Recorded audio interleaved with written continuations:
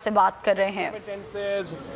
Tax revenue तमाम चीज़ें कमाल की रही, health card, dams, 10 dams project, तो काफ़ी जो कारकर्दगी है बेहतरीन ली। लेकिन बहरहाल महंगाई का एक इशू पूरी दुनिया में था, ऑयल प्राइसेस की कीमतें ऊपर जाने की वजह से और उसकी इम्पोर्ट बिल की वजह से भी, तो महंगाई का एक मसला था जिसकी वजह से कुछ लोग जो है थोड़े से परेशान तो थे, जाहिर है, और हम उन्हें बताने की कोशिश भी की कि दुनिया पूरी में महंगाई है और वो चीज़ बावर तो हुई। लेकिन ये जो पीडीएम ने हमारे साथ कर दिया कि हमारी पार्टी के अंदर, और हमने उस वक्त ही कह दिया था कि इनका बहुत बहुत शुक्रिया कि जो इन्होंने हमारे साथ कर दिया है। दो चीज़ें इन्होंने कमाल की हैं, एक इन्होंने जो बैरूनी साजिश की है वो, और दूसरी इन्होंने जो अदम एतमाद की तहरीक जो उससे लिंक्ड है वो जमा करा के पाकिस्तान तहरीक इंसाफ पर एक ख़ास इन्होंने, हम उनका शुक्रिया बोलेंगे कि हमारे वर्कर के अंदर, हमारे फॉलोअर्स के अंदर पूरे पाकिस्तान में एक नई जान आई है। अब एक और बात पे इनको हमने उस शुक्रिया के बदले ये जो चाहते थे 1.5 साल से, उससे ज़्यादा अरसे से ये एक चीज़ चाहते थे, इनकी स्टेटमेंट्स मौजूद है कि अर्ली इलेक्शन क्यों नहीं कराते, इलेक्शन की तरफ जाएं। इमरान खान साहब, आप तो अवाम में आपरिटी ख़त्म हो गई है, आए इलेक्शन में आए, भाग रहे हैं, अब आए ना मैदान में आए, मैदान हाजिर है, दूध का दूध और पानी का पानी हो जाएगा। पाकिस्तान तहरीक इंसाफ ने आपकी ये ख्वाहिश भी पूरी कर दी है। एक आपकी बैरूनी साजिश जो 3 एजेंट्स यहाँ लेकर के आए, 3 एजेंट्स पीपल्स पार्टी, JUI और नून लीग के जो कायदीन है, तीनों एजेंट्स ये साजिश लेकर आए, उसको एक स्टेज पे नाकाम बना दिया इमरान खान साहब ने। और दूसरी, अब इलेक्शन की तरफ हम जा रहे हैं, कल हमारा पार्लियामेंट्री बोर्ड जो है उसका पहला इजलास होगा और हम तो पूरी तैयारी की तरफ निकल पड़े हैं। अब तो हम पूरी तैयारी कर रहे हैं और इस बार हमारे जो नज़रियाती कारकुन हैं, जो हमारे दरीना कारकुन हैं, जो नज़रियाती कारकुन हैं, उनको अव्वलीन तरजीह देनी चाहिए। ये मैं अपनी लीडरशिप से कह रहा हूँ कि उन्हें आपने इस बार इग्नोर नहीं करना। और साथ ही में एक बड़ी चीज़ जो होने जा रही है कि ये इलेक्शन पाकिस्तान की तारीख का पहला इलेक्शन होगा जो फ्री एंड फेयर इलेक्शन होगा, और उसमें कोई बंदा बीच में इन्वॉल्व नहीं है, मशीनें इन्वॉल्व हैं। कोई पंचर नहीं लगा सकेगा, कोई इसमें पंचर अब नहीं लग सकेंगे। जो 35 पंचर पहले लगे उससे ज़्यादा पंचर लगे, और इसी मुअज़्ज़ज़ अदालत के सामने केस चला तो मुअज़्ज़ज़ अदालत ने 21 फाइंडिंग्स दी और कहा कि बाकी में इलेक्शन में काफ़ी ज़्यादा मसाइल थे उस सिस्टम के अंदर, और हमने फिर वो सिस्टम को आकर के ठीक किया गवर्नमेंट में। तो इलेक्ट्रॉनिक वोटिंग मशीन पे इलेक्शन होगा, जिसकी वजह से ये इलेक्शन पाकिस्तान की तारीख का इंशाल्लाह सबसे साफ और शफाफ इलेक्शन होगा, नंबर 1। नंबर 2, जो हमारे ओवरसीज पाकिस्तानी हैं वो अब बआसानी वोट कर सकेंगे। पहले उन्हें टिकट कटा करके पाकिस्तान आना पड़ता था, अब ऐसा उन्हें नहीं करना। अब वो ये करेंगे कि जहाँ पे जिस मुल्क में है इंटरनेट पे जाएंगे, और उसका एक तरीकाकार है, उसके मुताबिक वो इंटरनेट पे जाके आई वोटिंग कर सकेंगे वहाँ बैठे बैठे। तो उससे भी इलेक्शन में ओवरसीज़ पाकिस्तानी इसकी जो है भरपूर जो है शमूलियत का उनको मौका मिलेगा, और उनको भी बहुत बहुत मुबारक हो कि अब जो इलेक्शन होने जा रहा है, जो 90 दिन के अंदर होता है, उसके अंदर इंटरनेट वोटिंग का भी इस्तेमाल होगा। तो ये दोनों चीज़ें बहुत ज़्यादा अहम है। धांधली के खिलाफ इमरान खान साहब की एक भरपूर स्ट्रगल है, और नून लीग और पीपल्स पार्टी, इनकी ये ख्वाहिश थी कि किसी तरह से तहरीक अदम एतमाद अगर कामयाब होती है तो ये आकर EVM को ख़त्म करें। ये ख्वाहिश उनकी पूरी नहीं हो सकी।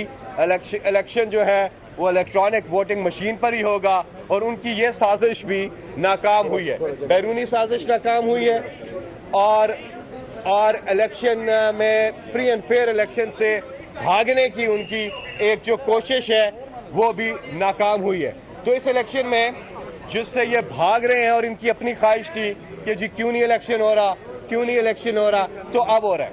उसके अलावा पाकिस्तान तहरीक इंसाफ ने ख़ास तौर पे जो हमारी यूथ है उसको मुतारक करने के लिए एक बार फिर हमने एक कैंपेन का आगाज़ कर दिया है, जिसको लीड करेंगे वज़ीर आज़म पाकिस्तान इमरान खान साहब, जो अब कुछ दिन के बाद वज़ीर आज़म नहीं साबिक वज़ीर आज़म हो जाएंगे, और फिर निगरान वज़ीर आज़म जो आएंगे। उस हवाले से सदर ने ख़त लिख दिया है वज़ीर आज़म को भी, जो इस वक्त वज़ीर आज़म है, और आउटगोइंग असम्बली के जो अपोजिशन लीडर हैं उनको भी ख़त लिख दिया है कि आपने जो नाम देने हैं, दोनों ने नाम देने हैं निगरान वज़ीर आज़म के हवाले से, वो नाम दे दें।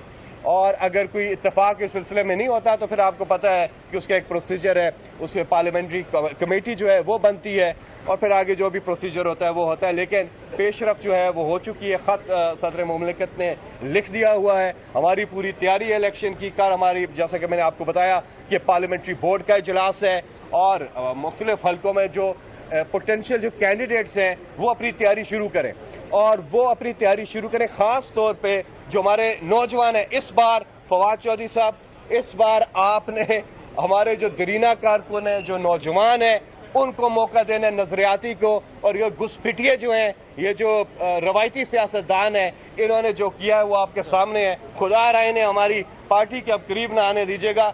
जो मुनारिफ अरकान है, इनकी आपने हरकत देख ली है और कौम ने फैसला कर लिया है। अब पीटीआई जो बनने जा रही है वो ओरिजिनल पीटीआई है, वो पीटीआई है जिसमें वो लोग हैं जो दिल से पाकिस्तान के लिए हैं, बिकने वाले नहीं है, ज़मीर फरोश नहीं है। और आप देखेंगे कि हमें भरपूर कामयाबी होगी। जी फवाद।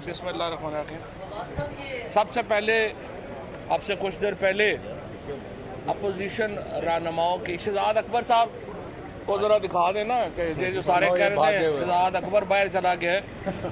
शहजाद अकबर बाहर नहीं जाता, मुझे लगता है आप ही अंदर जाएंगे। दूसरी बात यह है कि आज अभी अपोजिशन के रहनुमाओं की काफ़ी लंबा हमने नोहा सुना है। एक तो यह है कि इनकी प्रेस कॉन्फ्रेंस में कोई 10-50 तो लीडर हैं, हर एक ने जो है वो बोलना होता है, तो सारे जो टीवी की स्क्रीनें हैं वो भी लोग बोर हो जाते हैं। एक ही बात को 10-10 बंदे जो हैं वही बात कर रहे होते हैं और चू चू का मुरब्बा है। हमने पहले ही मैंने कहा था कि ये भानुमती ने कुनबा पाला, कहाँ की ईंट कहाँ का रोड़ा, भानुमती ने कुनबा जोड़ा। तो ये सारे जो है बैठ जाते हैं। आज जो कुछ बातों पे मुझे बड़ा सख्त ऑब्जेक्शन है। एक तो देखिए, उन्होंने सुप्रीम कोर्ट को इन्फ्लुएंस करने की कोशिश की है, असरअंदाज होने की कोशिश की है। कह रहे हैं बेंच उनकी मर्जी का नहीं है, बेंच जो है वो ये होना चाहिए, वो होना चाहिए। और कल से मैं देख रहा हूँ कि जो नून लीग के अकाउंट्स हैं उनसे सुप्रीम कोर्ट के बेंच के ऊपर एक मुसलसल तनकीदी हमले हो रहे हैं। ये मुल्क इस तरह से नहीं चल सकते। कह रहे हैं कि हम एहतजाज की कॉल देंगे।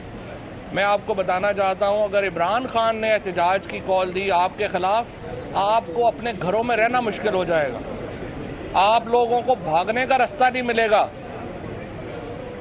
पाकिस्तान का इंटरेस्ट ये है कि तमाम पॉलिटिकल पार्टीज, जिस तरह कल सुप्रीम कोर्ट ने ऑर्डर किया है, आइन और कानून के दायरे में रहें। पाकिस्तान का इंटरेस्ट ये है कि सुप्रीम कोर्ट के फैसले का एहतराम किया जाए। किस मुंह से ये आइन की बात करते हैं? पीपल्स पार्टी और नून लीग को तो आइन का नाम लेते हुए शर्म आनी चाहिए। यानी वो जमातें जिन्होंने आइन की धज्जियां बखेरी, लोगों को खरीदा, करोड़ों रुपया देकर के, क्या आर्टिकल 63A आइन का हिस्सा नहीं है? किस तरह से आपने उस आइन को वायलेट किया? किस तरह से आपने ये 22 लोग उठा के जो है वो अपनी पार्टी में ले गए और आपने कहा कि नहीं ये आइन का हिस्सा है? क्या हॉर्स ट्रेडिंग आइन का हिस्सा है? क्या लोगों को खच्चर की तरह, घोड़े की तरह खरीदना बेचना आइन का हिस्सा है? और जब एक स्पीकर की रूलिंग जो है, जो एक कॉन्स्टिट्यूशनल है, वो आप कह रहे हैं कि ये कोई आइन से बगावत हो गई है। आप होते कौन हैं ये कहने वाले? पाकिस्तान के अवाम इस वक्त इलेक्शन के लिए तैयार है। कोई सियासी जमात कभी भी इलेक्शनों से इस तरह से राह फरार इख्तियार नहीं करती जिस तरह हम देख रहे हैं इस वक्त अपोजिशन राह फरार इख्तियार कर रही है। बड़ी सीधी बात है, दुनिया भर में जहाँ पे पॉलिटिकल क्राइसिस आता है, अल्टीमेट सोल्यूशन अवाम देते हैं। अल्टीमेट हक अवाम को है कि उन्होंने फैसला करना है कि क़यादत जो है उनकी वो कौन करेगा। आप इलेक्शनों से क्यों भाग रहे हैं? आप अवाम से क्यों भाग रहे हैं? और पाकिस्तान के लोग इस वक्त इलेक्शन के लिए तैयार हैं।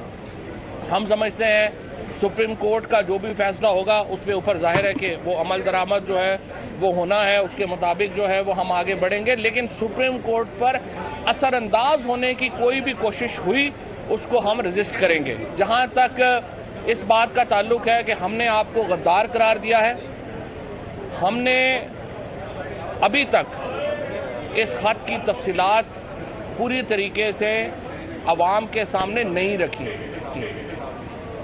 हम नहीं चाहते कि वो तफसीलात सामने आएँ, क्योंकि अभी तक इसमें जिस तरह पहले वज़ीर-ए-आज़म ने कहा था, हमने मुल्क का इंटरेस्ट हमारे लिए मुक़द्दम है। हम इसकी कोई तफसीली उस तरह से जो चीज़ें हैं वो सामने लेके अब तक नहीं आए हैं। और अगर आपको हमने पहले, आज आप फिर कह रहे हैं कि हमने आपको मौका नहीं दिया। हमने आपके कहने के ऊपर सबसे पहले हमने पार्लियामेंट की सिक्योरिटी कमेटी का इजलास बुलाया इन कैमरा। हमने शहबाज शरीफ साहब को दावत दी, हमने बिलावल को दावत दी, हमने इन सब लोगों को दावत दी कि आप आइए और एविडेंस देखिए। आप नहीं आए। उसके बाद हमने आपको फिर ये कहा कि आप बैकडोर ब्रीफिंग ले लें, आपने नहीं ली। अब भी वक्त है, आप इस तरह से इन मामलात के ऊपर पब्लिक गुफ्तगू ना करें, ये आपके हक में। हम किसी को पाकिस्तान में गद्दारियों के सर्टिफिकेट बांटने नहीं आए हैं, ना ही हम बांटना चाहते हैं। लेकिन जो आपका कंडक्ट है, जिस तरीके से आपने इस सारे मामले को लेके गए हैं, वो बहुत ही काबिल एतराज़ है। और मैं ये समझता हूँ इसके ऊपर जितनी कम बात हो आपकी तरफ से, उतना आपके हक में है, ये बात सुन लें। और पाकिस्तान इस वक्त गेयर अप हो चुका है इलेक्शन के लिए। सदर ममलिकत ने ये कहा है, शहबाज शरीफ ने, कि वो इस प्रोसेस का हिस्सा नहीं बनेंगे। ये उनकी मर्ज़ी है। हमने अपने 2 नाम आज जो है वो भिजवा दिए हैं। अगर 7 दिनों में वो नाम नहीं देते, इनमें से एक नाम जो नंबर 1 नाम होगा वो फाइनल हो जाएगा वज़ीर-ए-आज़म के लिए। और जो अगर वो कंसल्टेशन का हिस्सा नहीं बनते, ये उनकी अपनी मर्ज़ी है।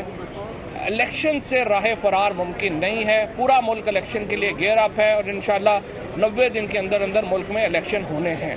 अच्छा जी, एक सेकंड। अच्छा, एक चीज़ मैं और कर दूं बात। चौधरी साहब ने सारी इलेक्शन के बारे में बात कर दी। आर्टिकल 6 बार बार हमें बताया जाता है। आर्टिकल 6 से पहले आर्टिकल 5 भी है। वफादारी की बात भी इसी आर्टिकल में है। जिस वफादारी का आपने किस तरीके से उसको पामाल करने की कोशिश की, अब इसी अदालत में आप बड़ा बढ़ चढ़ के आते हैं, तो हमने भी अदालत से इस्तदा करनी है कि पिछले 1 साल में जो आप लोगों की बैरूनी ममालिक के साथ, उनके एम्बेसडर्स के साथ मीटिंग्स थी, अदालत एक कमीशन बनाए और पता करे कि जब बिलावल जरदारी वाशिंगटन गए थे तो वहाँ उनकी किस किस से मुलाकात हुई थी। अदालत से इस्तदा करेंगे कि जिस अहलकार ने, जिस अमरीकी एक ओहदेदार ने पाकिस्तान को धमकी दी, क्या बिलावल की वाशिंगटन के एक होटल में इससे मुलाकात हुई थी? ये मैं सवाल रेज कर रहा हूँ, क्या बिलावल की एक वाशिंगटन के होटल में इस ओहदेदार के साथ मुलाकात हुई थी या नहीं? इसके अलावा मुझे एक बात बताएं, राजे रियाज से तो फैसलाबाद में कोई पावर लूम वाला नहीं मिलता, राजे रियाज से बेचारे से घर वाले नहीं मिलते, दूसरी दफा सालन मांगे तो उसे कोई नहीं देता।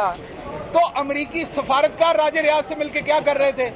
कोई पोस्टर पाड़ने का मंसूबा बना रहे थे? मतलब कितने पोस्टर लाने सन अमरीकी एम्बेसी ने जेडे उन्होंने पाड़न का मंसूबा बना रहे सन। सो कहने की बात यह है कि हम अदालते उज़्मा से ये रिक्वेस्ट करेंगे कि इसको आप फाइंड आउट करें कि ये राजा रियाज हो गए, जितने भी डिसेंडेंट थे जो लौटे हुए, उनको कौन कौन सा बैरूनी ममालिक के एम्बेसडर कहाँ कहाँ मिलते रहे और क्यों मिलते रहे, ये फाइंड आउट हो। ये ARY के ऊपर अरशद शरीफ साहब सारी तफसील सामने ले आए हुए हैं। अब ये कमीशन जो है ये फाइंड आउट करे कि बिलावल ने वहाँ कहाँ मुलाकातें की, क्या नवाज शरीफ इजराइली लोगों से पिछले 2 महीनों में मिलते रहे कि नहीं, ये फाइंड आउट किया जाए। क्या शहबाज शरीफ की ऐसी मुलाकातें हुई हैं या नहीं? क्या मुस्लिम लीग नवाज के डिफरेंट लोग, मरियम सफदर हों या हमजा हों, उनकी जो डिफरेंट एम्बेसडर्स के साथ मुलाकातें हुई, उसमें क्या बातें हुई? तो जो मुल्क के खिलाफ साजिश हुई है उसका पता करना है। आखिरी बात करूं, जो मुल्क का आर्टिकल 5 हो या 6 हो या पूरा आइन है, इसका जो असल वारिस है वो जमहूर है, वो पाकिस्तान की आवाम है। अल्टीमेट सॉवरन जो है ऊपर अल्लाह की ज़ात है, नीचे पाकिस्तान की आवाम है। इसीलिए पाकिस्तान तहरीक इंसाफ ने यह फैसला किया है कि वो जमहूर के पास जा रहे हैं, वो जो अल्टीमेट सॉवरन इस मुल्क की आवाम है उनके पास जा रहे हैं फैसला लेके जाने कि आपने भिखारी बन के ज़िंदगी गुजारनी है जैसे शहबाज शरीफ ने कहा, आपने गुलामी की ज़िंदगी गुजारनी है, या आपने अपनी फॉरेन पॉलिसी बनानी है, आपने अपने फैसले करने हैं। आप मुझे बताएं, आपकी बेगम आपकी बात नहीं मानती कि उसने आपकी अपनी किस बहन से मिलना है? ਇੱਥੇ ਅਮਰੀਕਾ ਸਾਨੂੰ ਦੱਸਦਾ ਤੁਸੀਂ ਕਿਹੜੇ ਮੁਲਕ ਨੂੰ ਮਿਲਣਾ है ਕਿਹੜੇ ਨੂੰ नहीं। इनकी बेगमात इन्हें टेलीविजन चैनल अपनी मर्जी का 8 बजे नहीं लगाने देती, वो हम टीवी का ड्रामा देख रही होती हैं, इन्हें शो नहीं अपनी मर्जी का लगाने देती, और ये हमें आके कहते हैं कि अमेरिका बताएगा कि हमने किस मुल्क से मिलना और किससे नहीं। हम इस पे एब्सोल्युटली नॉट कहते हैं। हम जमहूर के पास जा रहे हैं, अवाम के पास जा रहे हैं, अवाम वोट का हक इस्तेमाल करेंगे और बताएंगे कि क्या अवाम ने इमरान खान को हक देना है दोबारा कि वो इंडिपेंडेंट बात करें, या अवाम ने इन लोटों और चोरों को लाना है जिन्होंने जहां लूटी हुई दौलत रखी हुई है, लोटों और चोरों की रखी हुई है, उनको करना है। मैं आपसे आज एक और सवाल पूछता हूं, अदालत से हाथ बांध के बड़े ही एहतराम से अदालत सवाल पूछता हूं, ये क्यों है कि 16 अरब जिसके चपरासियों के अकाउंट से निकला वो महफूज, जो आपका मकसूद चपरासी है वो महफूज, पूरे एहतराम से पूछता हूं, ऐसे चोर के खिलाफ जो फैसला है अदालत का वो महफूज, सुनाएं ये फैसला। उसकी वहां पर जो जमानत कबल गिरफ्तारी है, ये वकील साहब मेरे साथ खड़े हैं, बैरिस्टर साहब ये बताएंगे, उसमें आपको पर्सनली हाजिर होना पड़ता है, जितना कानून को मैं जानता हूं।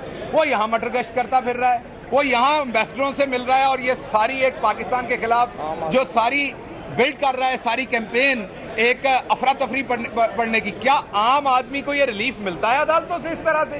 तो हमारी अदालत से ये इस्तदा है पूरे एहतराम के साथ कि ना मकसूद चपरासी महफूज रहना चाहिए, ना इनके बारे में जो इनकी जमानतों के ऊपर फैसले हैं वो महफूज रहने चाहिए। फैसले ओपन करें, अगर ये खुद अदालत के सामने नहीं जाता तो पुलिस के थ्रू इसे पकड़ के वहां लाएं, लेकिन अब इन चोरों का जमाना और नहीं चलेगा, क्योंकि अब आम आवाम इस डिस्कशन में और इस फैसला साजी में आ गई है। आए अब इलेक्शन से मत भागे। आपने एक सेकंड बात कर लें, एक सेकंड बात कर लें। अच्छा जी, सबसे पहले तो आपके तमाम कैमरा की वसातत से, ना मैं कहीं लंदन में था ना कहीं था, इधर पाकिस्तान में ही हूँ, और आज सुप्रीम कोर्ट में आया हूँ अपने साथियों के साथ। ये एक आइनी मसला है और बकौल अपोजिशन के वो कहते हैं एक आइनी बहरान है। अब अगर ये एक आइनी बहरान है तो इसका मामले का हल यहाँ होने दें।